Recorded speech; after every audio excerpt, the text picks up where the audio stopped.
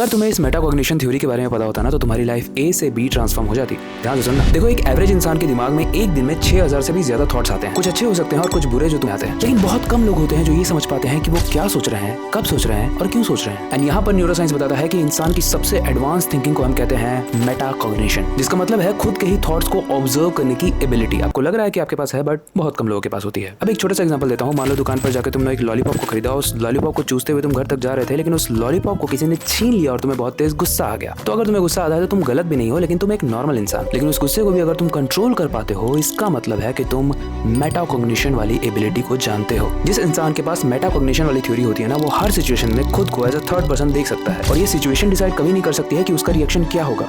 ये खुद वो डिसाइड करता है। अब ये जानने के बाद मुझे भी बड़ा इंटरेस्टिंग लगा है, तुम्हें भी लगेगा कि साइंस में इसे मेटाकॉग्निशन कहा जाता है, और भागवत गीता में भी इस चीज को एक्सप्लेन किया गया है साक्षी भाव के नाम से। अब बहुत कम लोग हैं जिनको अपने इमोशंस के ऊपर पूरा कंट्रोल होता है, लेकिन अगर तुम्हारे ऊपर है तो कमेंट करके जाना कंट्रोल। बाकी लोग क्या कमेंट करोगे अपने हिसाब से देख लो। बाकी इमोशनल कंट्रोल अगर आपको सीखना है तो सीखो। ऐप पे मेरा साइकोलॉजी का एक शो चलता है, उसे जाकर जरूर देखना। बाकी मिलते हैं अगले वीडियो में।